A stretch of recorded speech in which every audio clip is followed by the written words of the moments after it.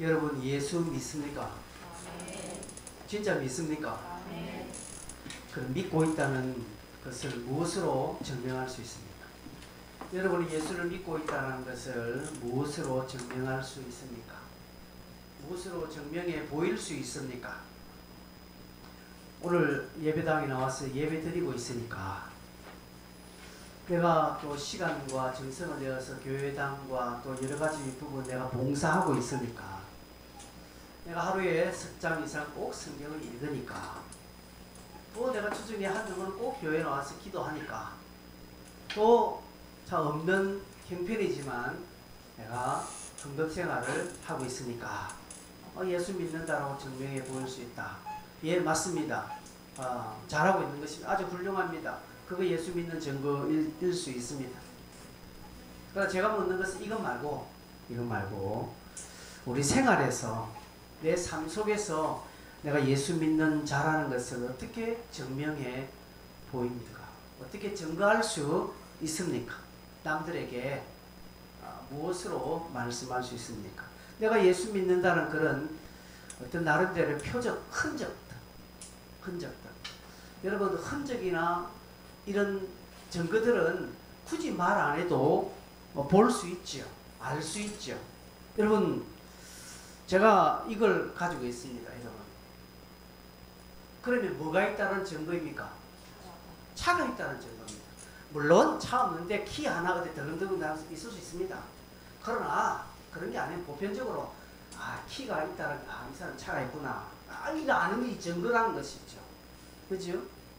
이것입니다. 내가 예수 믿고 있다는 것을 굳이 말 안 해도 이거 하나만 탁 보여주면 저 사람 차가 있듯이 내 삶에 어떤 것을 탁 보여주면 사람들이 이 사람 예수적이네. 이게 있느냐는 것이죠.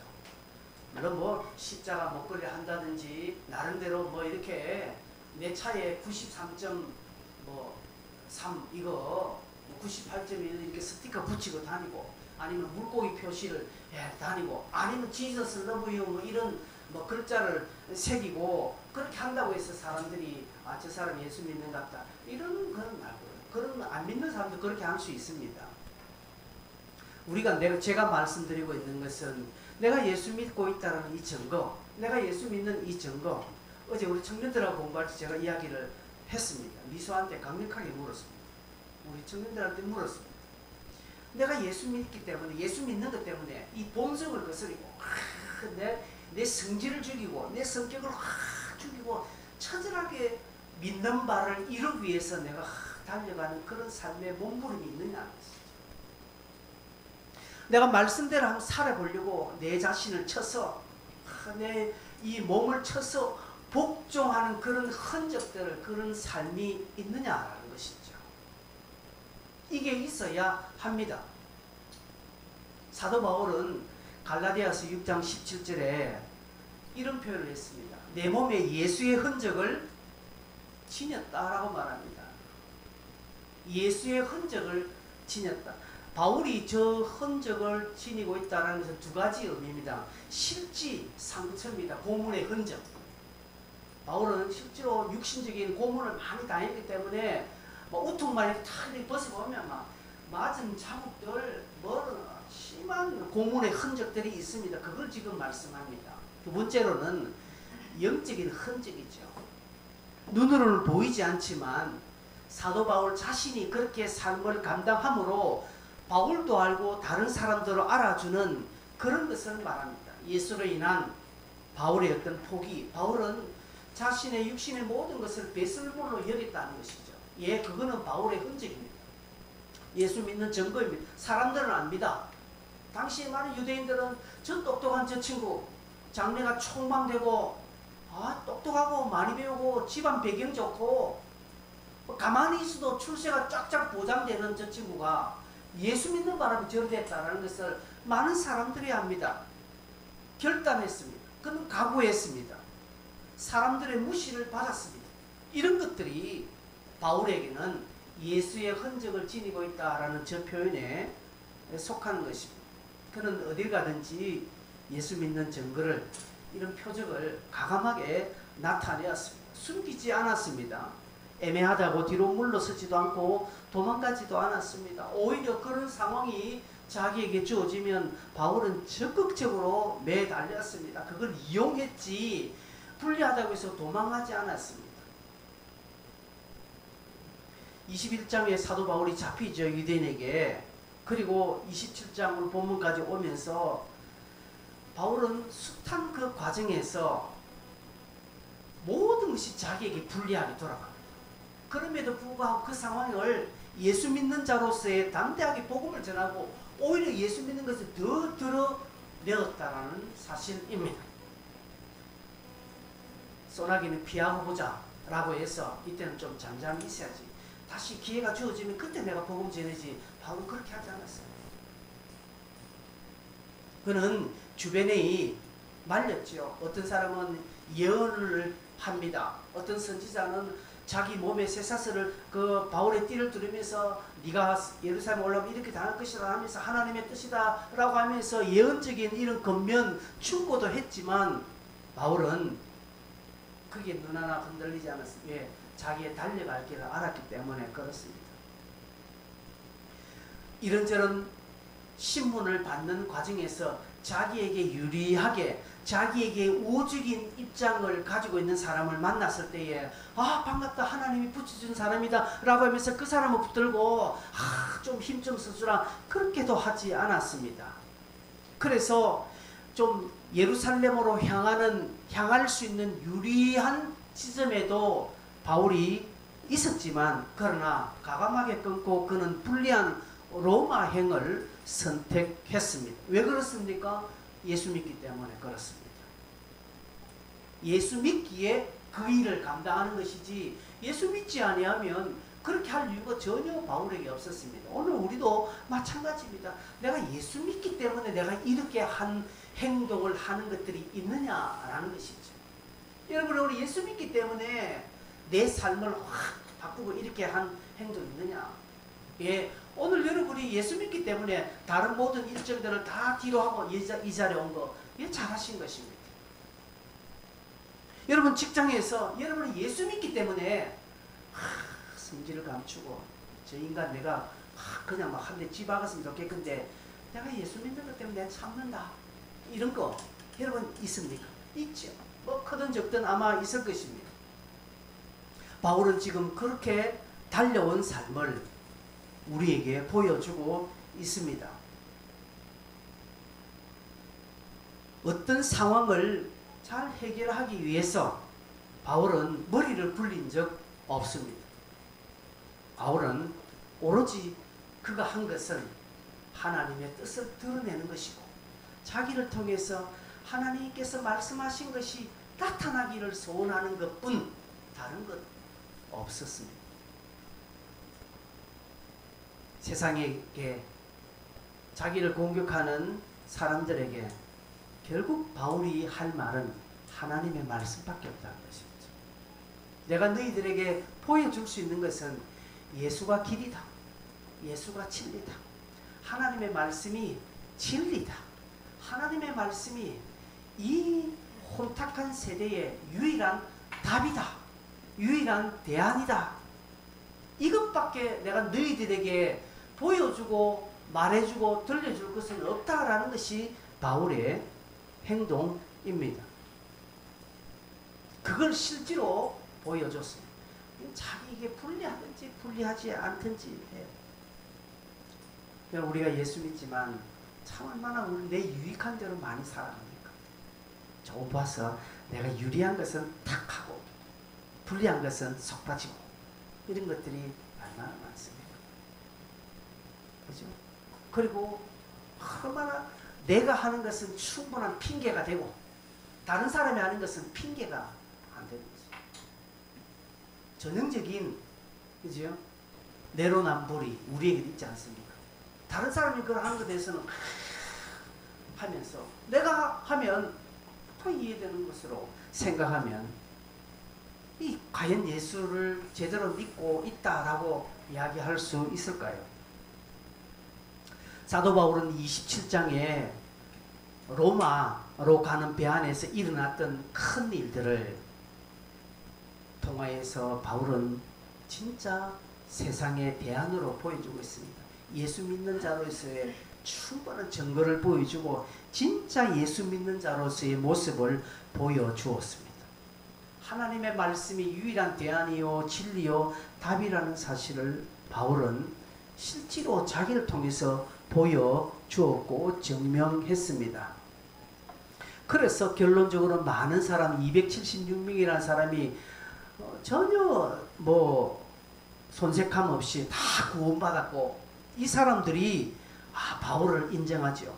바울의 하나님을 인정하게 됩니다. 오늘 본문에 27장, 28장을 읽어보면 우리가 다 끝까지는 오늘 읽지 않지만 6절까지 보면 바울은 이 상황에도 자기가 예수 믿는 자로의 모습을 의도적으로 드러내고 있습니다. 이 상황에도 지금 곤란한 그런 가운데서도 바울은 하나님의 말씀이 유일한 답이고 진리요 유일한 길이라는 사실을 의도적으로 나타내고 있습니다. 여러분, 내가 예수 믿는다는 것을 내가 처한 환경 곳곳에서 우리는 의도적으로 나타내야 됩니다. 물론 자연스럽게 나타나면 더 좋겠지만 그렇지 못할 때가 있습니다. 의도적으로 나타내어야 하는 것입니다. 제가 지난번에 이야기했죠.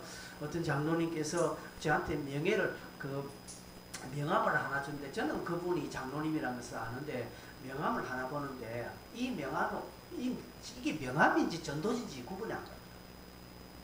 명함 앞에 보면 주 예수를 믿으라 그러면 너와 내 집 구원을 얻는다 하고 쫙 소개하면서 자기는 어느 교회 장로 이렇게 다 해놓고 막 해놓고 교회 주소 해놓고 그러고 자기가 현재 부산시 시청에서 일하는 공무원이라는 사실을 밑에 조금 써놨더라고요. 우리 시청의 공무원 중에 그런 훌륭하신 분이 계세요. 위에가 커요.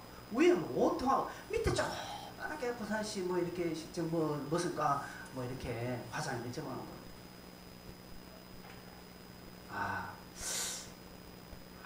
이렇게 드러내면 어디든지 그걸 드러내구나 하는 것을 봅니다.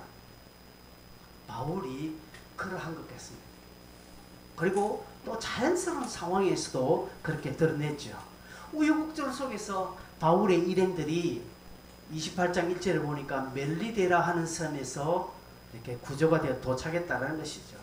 도착해서 이제 저자가 멜리데라는 섬을 기록하는 것은 살펴보니까 이 섬이 멜리데네 알게 됐다는 것이죠. 그래서 2절 보니까 비가 오고 날이 참에 원주민들이 우리에게 특별한 동정을 했다. 불을 피워서 우리를 영접했다라고 말합니다. 여러분, 이것도 참 대단한 것입니다. 섬 원주민들이 바울과 그의 일행들을 맞이했다는 것이죠. 불을 피워서 따뜻하게 해주려고 영접했다는 것이죠. 여러분, 이게 하나님의 말씀이 그대로 이루어지는 것이지 않습니까? 앞에 27장에 바울이 뭐라 했습니까? 야, 이 사람들아, 배만 파손되고 배에만 손해가 있지 우리 생명에는 전혀 손해가 가는 것이 없을 것이라고 바울은 이미 예언했지 않습니까? 그 말씀이 그대로 이루어졌습니다. 멜리데 섬에 도착해 보니까 이 원주민이 식인종이면 어떻게 했겠습니까? 식인종이 아니더라도 이 바울을 사로잡아서 포로 삼고 그들을 감옥에 가두고 여러 가지 곤란한 상황을 만들면 하나님의 말씀이 그대로 이루어지는 것입니까? 아니죠. 말씀이 이루어지는 것 아니죠. 하나님의 말씀이 그대로 바울의 입을 통해서 하신 것이 그대로 드러나는 것이죠. 왜 이렇게 일어날까요? 바울이 하나님의 말씀에 수종들었기 때문에 그렇습니다. 여러분, 우리가 하나님의 말씀에 아무리 하나님의 말씀이 진리고 옳고 답이라 하더라도 내가 그 말에 수종들지 아니하면요, 그 말은 이루어지지 않습니다. 제가 어제도 그런 이야기 했습니다. 청년들에게. 여러분, 에스겔 36장에 하나님께서 이스라엘 백성들에게 예루살렘의 회복을 약속하셨거든요. 야, 이 사람들은 예루살렘에 소와 나귀와 양이 가득할 것이고 많은 사람들이 왕래할 것이고 이 성에 포도나무와 모하고 열매가 가득 찰 것이며 이 성이 번영할 것이며 이 성에 영광이 있을 것이다. 예루살렘의 회복을 쫙 하나님이 약속 내가 그렇게 해줄게 라고 하셨습니다. 그런데 36장 저 끝에 보면 뭐라고 하시는가 하면 그래도 너희들이 내게 구하여야 할지니라 말합니다. 여러분, 하나님이 아무리 약속하셔도 구해야 합니다. 하나님이 아무리 예언하시고 우리에게 훌륭한 말씀을, 답이 되는 말씀을 하셔도 이 말씀에 성도들이 수종들지 아니하면 그 말씀은 이루어지지 않아요. 배에서 바울은 큰 유라굴로라는 큰 강풍 속에서 사람들에게 그냥 안도시키기 위해서, 이 불신자들의 마음을 안심시키기 위해서 힘내십시다. 우리가 긍정의 생각을 가집시다. 화이팅! 잘 될 겁니다. 이 또한 지나갈 것입니다. 잘 될 것입니다. 그런 이야기 하지 않았어요. 바울은 하나님이 우리 생명은 지켜주신다. 배는 파손될지 몰라도 우리 생명은 지켜주신다 라고 하면서 하나님의 말씀만 전했지 바울의 긍정의 힘을 전한 것 아닙니다. 그리고 바울이 그렇게 또 살았기 때문에 그렇습니다. 바울이 그래놓고 지가 뒤돌아서 겁을 절절 먹으면서 그 앞 고물에서 어떤 사공들이 보트를 띄워서 도망가려고 할 때 바울도 지가 거기에 섰다 하면 안 되는 거지 않습니까? 바울은 철저하게 우리의 생명에는 어떤 어려움이 없을 것이라는 것을 확고하게 믿었고, 이 말씀이 답이라는 사실을 믿었고, 이 말씀을 하신 예수 그리스도를 확실하게 믿었기 때문에 다른 부분에 흔들리지 않았다는 것이죠. 그래서 사람들이 볼 때 바울 보니까 안심이 되는 거예요. 왜? 저 사람은 든든하네, 평안하네, 안심이 되는 것입니다. 바울이 말은 그래놓고 지가 호들갑 떨었다면 말씀은 이루어지지 않는 것입니다.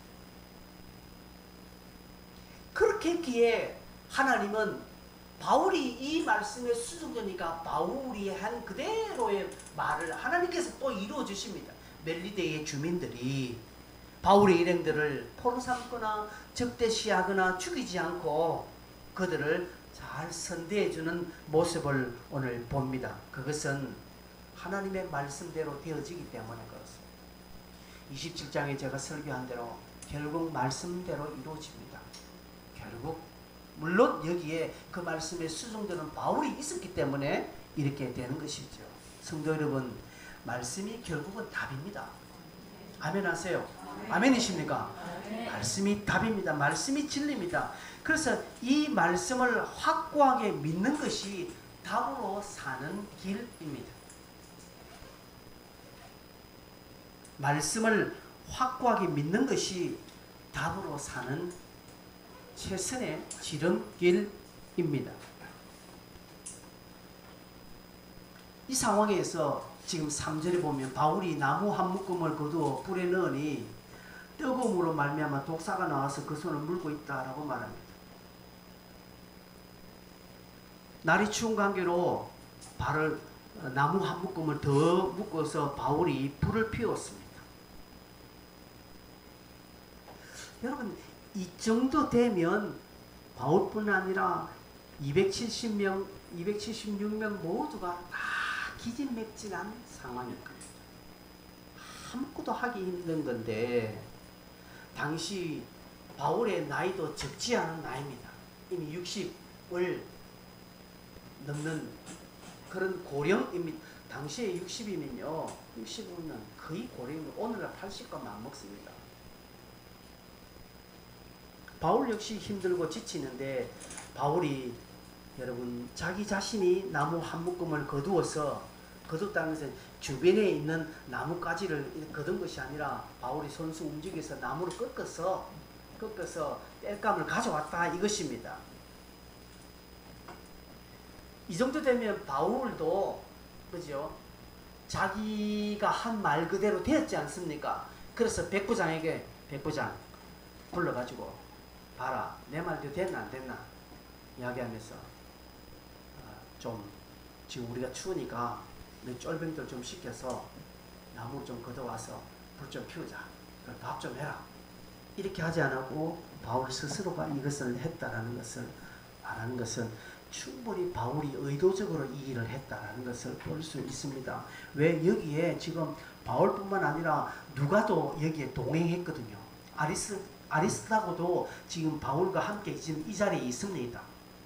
바울의 제자들이 여기에 있다라는 사실입니다. 바울이 이들에게도 시킬 수 있었음에도 불구하고 그렇게 하지 아니하고 자기가 한 것은 바울의 어떤 가르침이 있을 것이라고 봅니다. 이렇게 섬기는 것이. 하나님의 말씀대로 되어지고 그 말씀대로 이루어지는 것에 내가 이렇게 섬기고 예수 믿는 자로서의 증거를 보여주는 것입니다. 여러분, 예수 믿는 증거가 이렇게 드러나야 합니다.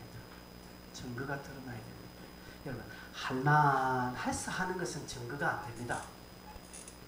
할만해서 하는 거, 뭐 상황이 되니까 그거 하는 거, 그건 증거가 안 됩니다. 예수 믿는 증거 아닙니다. 왜냐하면 저 바깥에 여러분 자원봉사자들, 그죠? 자원봉사자들도 얼마나 합니까? 예수 안 믿는데 참 어려운 곳에 가서 하고 해마다 겨울 되면 연탄 나르는 데 가서 막 동참하고 한 사람이 있습니다. 여러분, 그 사람들은요 예수 안 믿어요. 그럼에도 하는 것은 나름대로 가치가 있어서 하겠죠. 근데 그것과 우리하고는 비교할 수 없는 것이죠. 우리가 예수 믿는 것은 그렇지 아니함에도 불구하고 하는 거예요. 바울이 지금 피곤하고 자기도 조금 쉬고 싶어요. 그럴 수 있습니다. 그럼에도 불구하고 이렇게 하는 것은 증거가 되기 때문에 그렇습니다. 우리가 교회를 섬기고 또 하나님 나라를 위하여 수고하고 이럴 때 피곤해도 감당하고 힘들어도 감당하는 것은 내가 예수 믿기 때문에 하는 것입니다. 안 그렇습니까? 내가 예수 안 믿으면 그거 왜 해요? 믿기 때문에. 진짜 믿는 사람은요, 진짜 예수를 제대로 믿으면 자기 감정과 자기 상황에 절대 흔들리지 않습니다. 흔들릴 대상은 하나님밖에 없습니다. 제가 지난번 기도회 때도 그냥 했는데요. 여러분, 다윗은 사울을 대상하잖아요. 소위 사울은 다윗의 대상이 안 됩니다. 잽이 안 됩니다. 비교 안 됩니다. 다윗은 사울 때문에 벌벌 떨거나 겁내하거나 하지 않았습니다. 즉 사울과 다윗은 급이 달라요. 급이 달라요. 이미 다윗은 헤비급이고요. 사울은 경량급이에요. 싸움 자체가. 다윗은 누구하고요? 하나님하고. 철저하게 다윗은 사울을 쌩깠습니다. 대상도 안 지었어요. 다윗은 오로지 하나님하고. 하나님하고만 상대했지 다른 환경 여건하고는 다윗은 상대하지 않았습니다. 시편 한번 읽어보십시오. 상대하지 않았습니다. 오로지 하나님. 급이 다르다는 것이죠. 하나님은 이것을 보셨어요. 여러분, 오늘 우리도 그래야 됩니다. 우리도요, 내가 처한 상황, 내가 처한 형편, 이거는 내하고 급이 다르다고 딱 생각을 무시해버리고 하나님하고는 다 대상해야 돼요. 그러니까 기도할 이유가 생기는 거예요. 근데 내 형편 상황만 보면 기도 안 됩니다. 아이고, 내 형편은 무슨 흥금, 내 형편은 무슨 교회당 나와서 내가 청소하고요. 안 합니다. 못 합니다. 하기도 싫고요. 할 마음도 없어요. 그러나 진짜 제대로 예수 딱 믿으면요, 몸이 부서지더라도 피곤해도 감당하고 싶은 마음이 막 생겨요. 그리고 실제로 그러면 힘나요. 또 여러분 그런 거 없습니까? 정말 특별히 운동하는 사람 처음 운동할 때는 너무 힘듭니다. 운동하기 전까지는 힘들어. 하지 말까, 오늘 비도 오는데 하지 말까, 막 몸도 찌거나 하신데, 근데 억지로 그것을 이기고 가서 운동하고 놓으면 어떻습니까? 상쾌하고 컨디션이 쫙 올라오고 있는 것을 여러분 경험하죠? 충분히 그렇습니다. 그렇습니다. 기도에 못 나가겠고, 예배 힘들어서 못 나가. 몸도 오늘 어서 오늘 예배 좀 쉬자. 이럴 수 있죠. 그런데 그런 가운데서도 이기고 예배 드리고 기도하고 나면요, 몸과 상쾌해짐을 왜? 우리가 영적인 동물이기 때문에 그렇습니다. 바울이 그렇게 했는 것입니다. 오늘 우리에게 그걸 가르칩니다. 너희들도 예수 믿느냐? 예수 믿으면 충분히 이것을 감당합니다.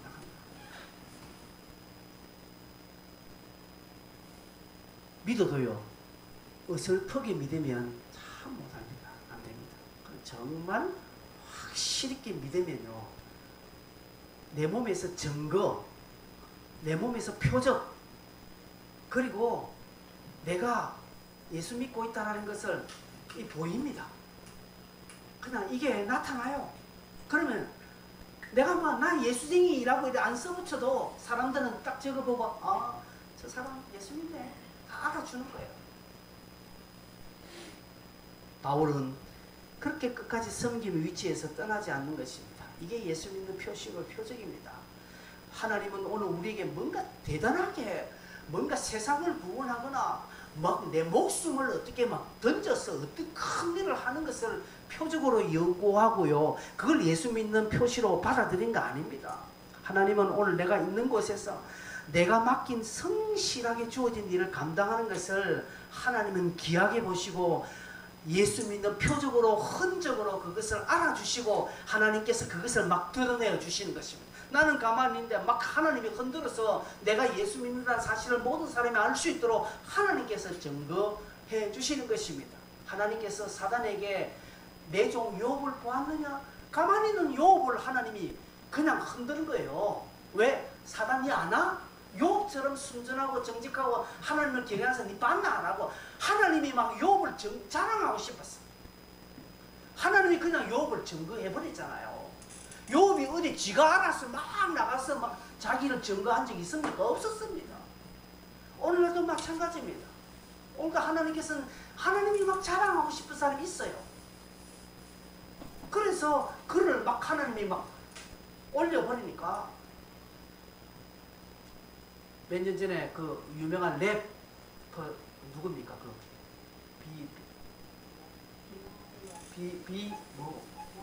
BY가? 왜? 그 친구가 입상하고 자기가 다 거기에 입상한 거 소원할 때 하나님을 증거하지 않습니까? 왜 그렇습니까? 그 안에 그 마음이 있었기 때문에 하나님이 막 그를 들어서 그를 사용하시는 거예요. 증거하도록 하나님께서 하신다는 것이죠. 하나님은 오늘도 이런 사람을 찾습니다. 하나님은 오늘도 이런 사람을 눈여겨보시고, 바울이 그런 사람이었다는 것을 볼 수 있습니다. 근데 문제가 하나 있습니다. 무슨 문제입니까? 바울이 독사에 물려버렸습니다. 바울이 독사예요. 제가 방금 하나님이 막 자랑하고 싶은 사람 이때 했죠. 근데 이 자랑, 하나님께서 자랑하는 사람은 그 삶에 고난이 있어요. 그거 없으면 참 멋지고 좋을 것 같은데, 나도 쓰임받고 싶은데 그것 때문에 그냥 나도 주저주저 하는 거예요. 바울을 통해서 하나님이 자랑하셨는데 바울이 독사에 물렸습니다. 불이 뜨뜻하니까요, 나뭇가지 안에 숨어있던 뱀이 나와서 바울을 물어버렸습니다. 여러분, 독사에 물리면 이 당시 의학으로, 이 당시로서는 죽는 길밖에 없습니다. 그래서 원주민들 뭐라 합니까? 야, 이 사람은 진짜 살인한 자로다, 이게 죽는다 이 말입니다. 공의가 그를 살지 못하게 한다, 이 말이 뭡니까? 공의가 어떤 인격체가 아니지요. 공의가, 즉 이 말은 세상 법칙으로 독사에게 물리면 살지 못한다는 이 자연의 법칙을 이야기하는 겁니다.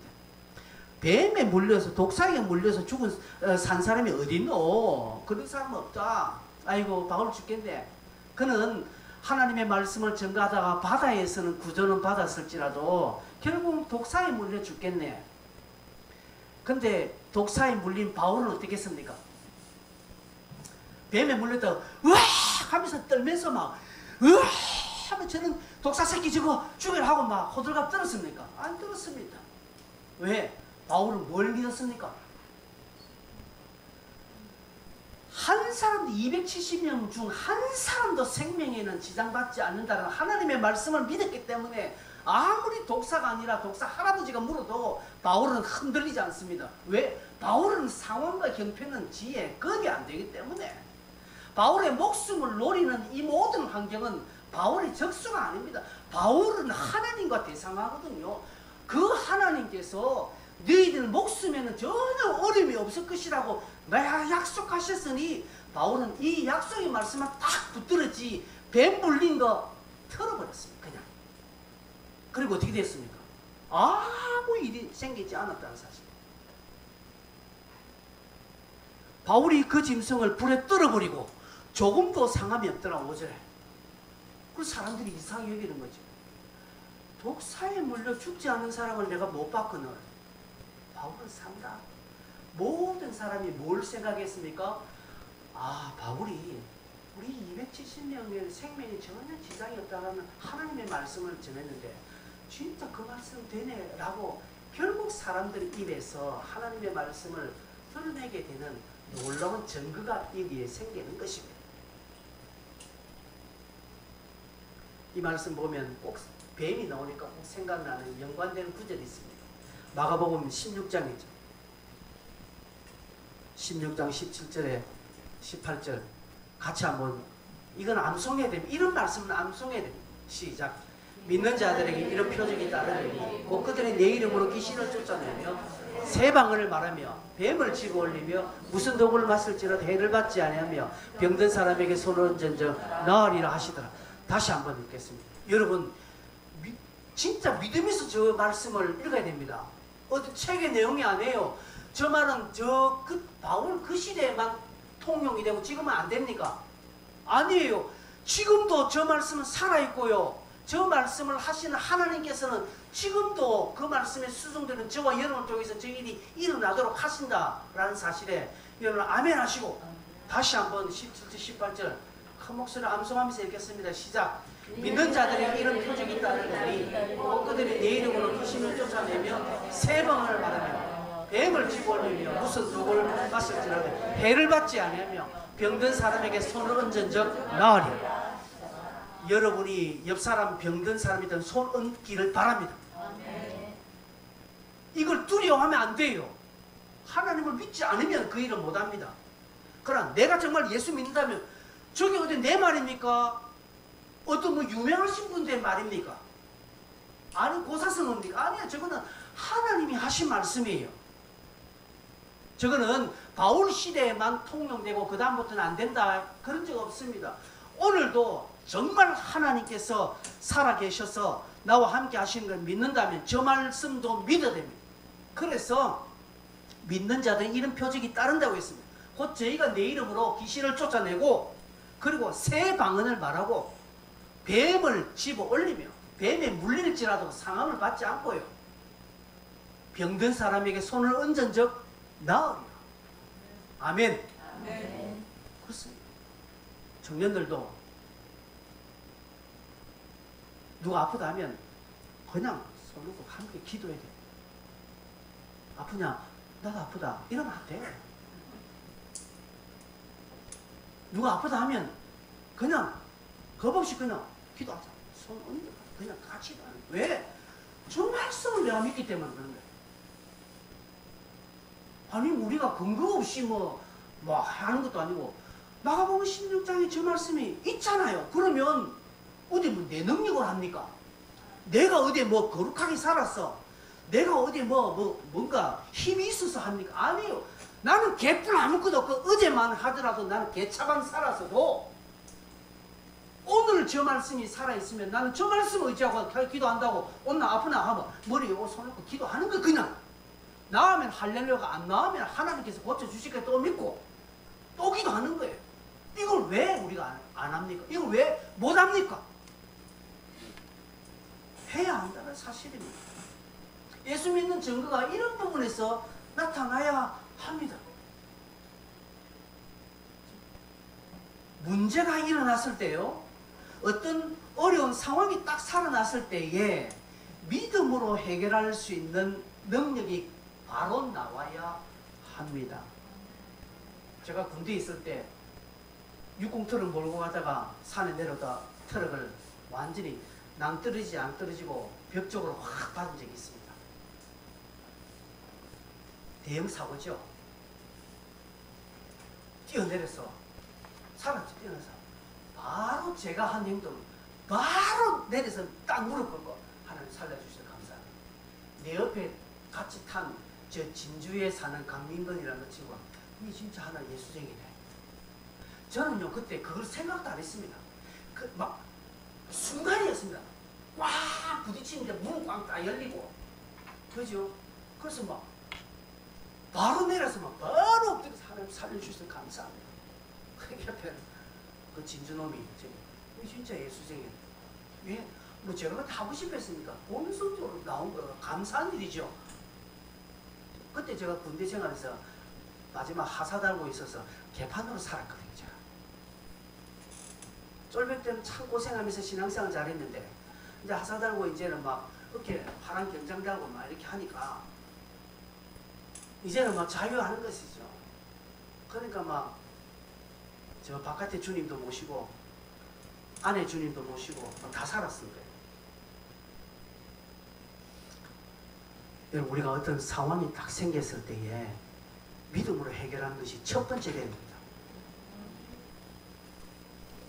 응급실 가기 전에 기도하세요. 뭐 아프면 바로 병원부터 찾는 거.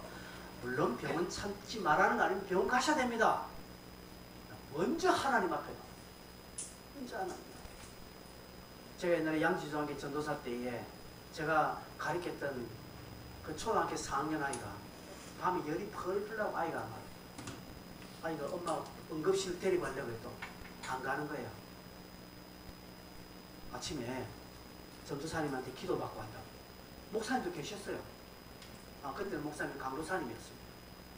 제가 주일학교를 감당했기 때문에 전도사님한테 기도해요. 그 엄마가 제가 그때 교회 지하실 목사님 방에서 그때 잤거든요. 김만규 전도사 같이.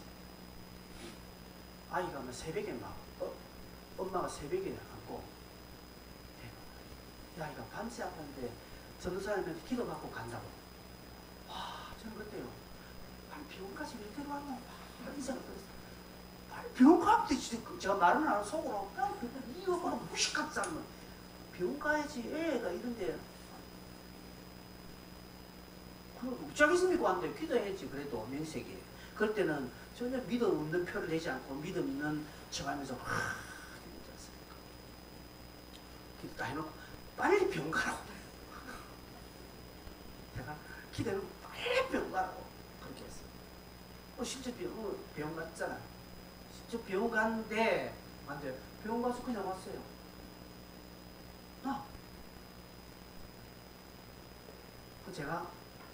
제가 기도해서 나왔다 생각은 그때 안 했습니다.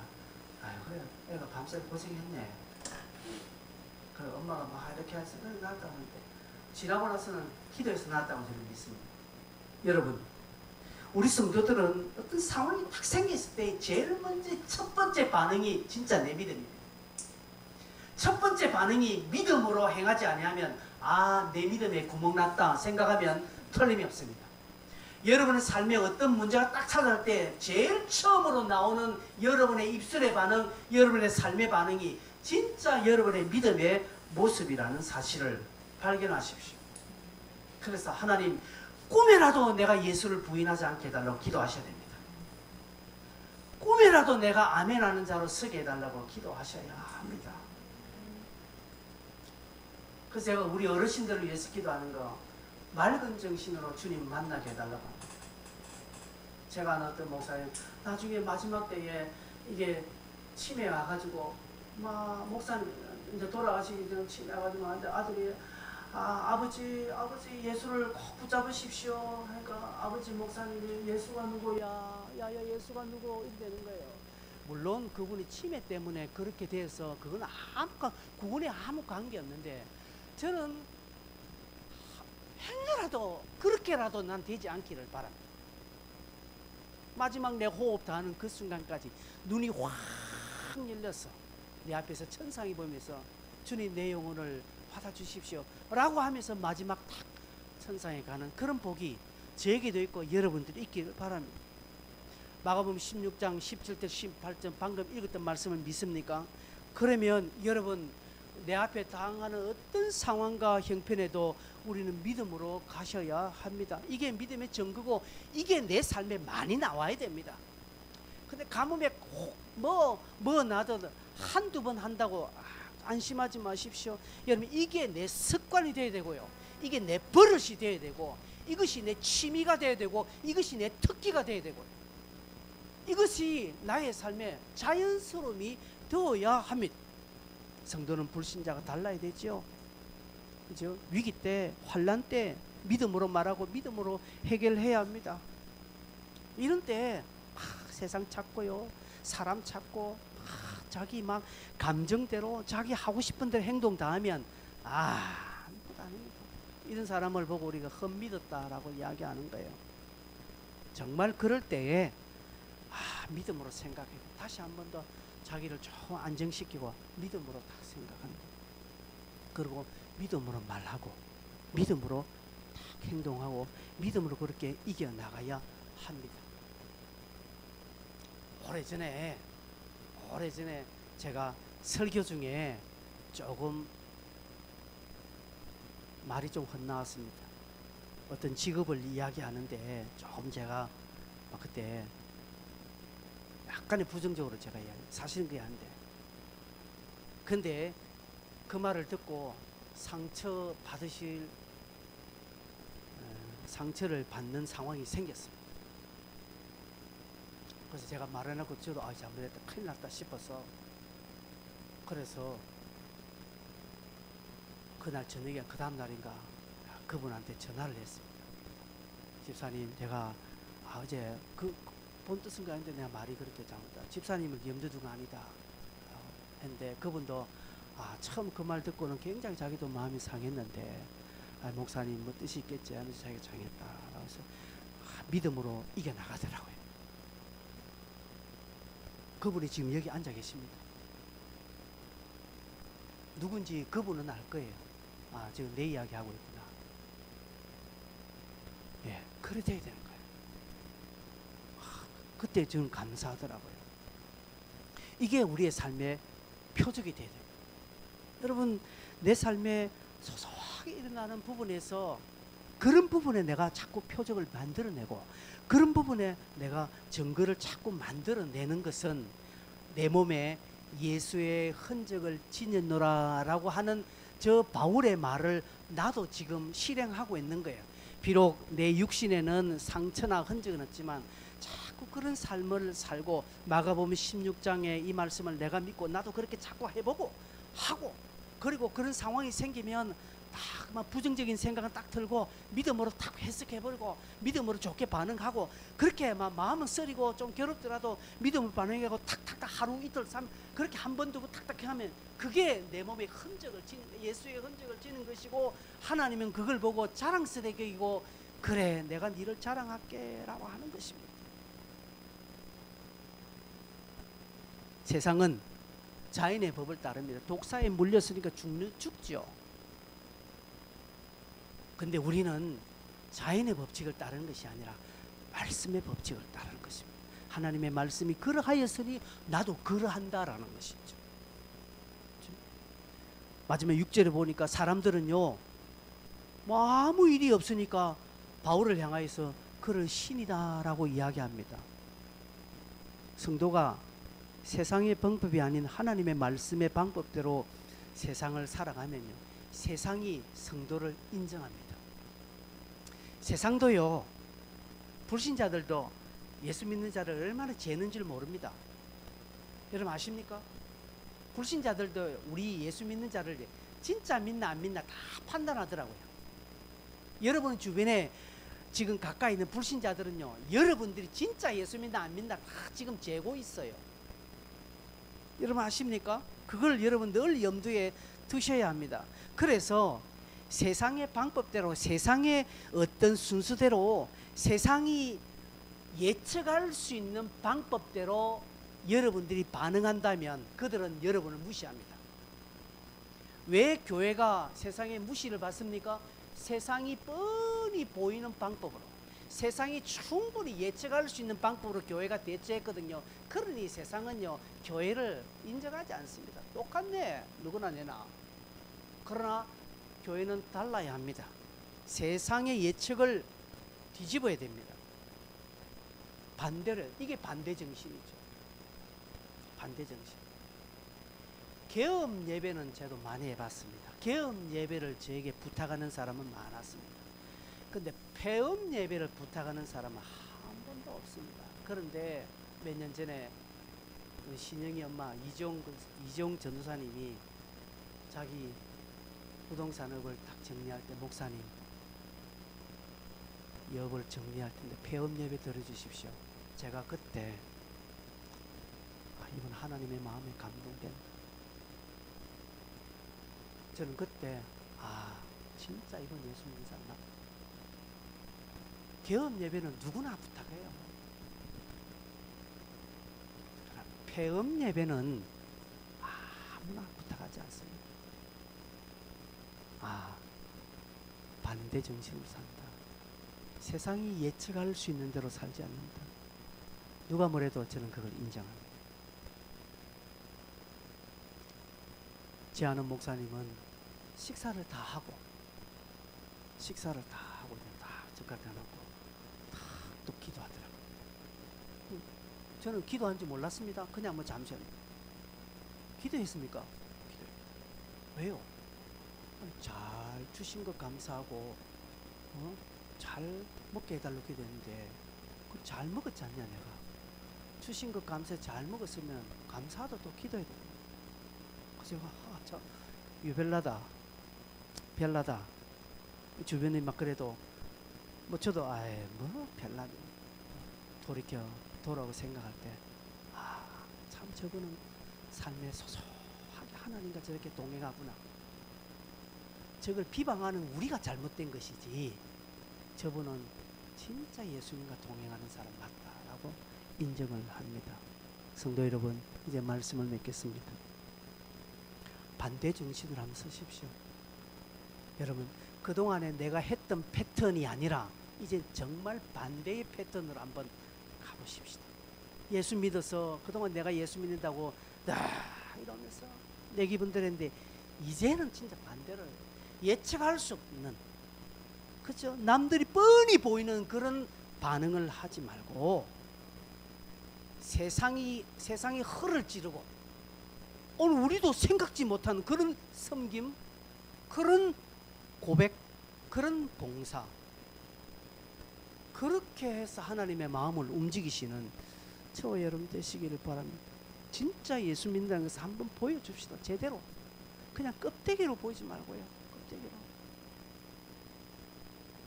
철저하게 믿고 진짜 믿고 믿음을 드러내는 이런 삶을 살려고 작정하는 것이 내 속에 흔적이 되고 내 몸이 흔적이 되어서 예수 믿는 증거를 드러내고 실제 마가복음 16장 우리 저 말씀대로 여러분 삶에 우리 교회 이런 증거가 이런 증명되어지는 우리 성도들 교회가 되시기를 바랍니다.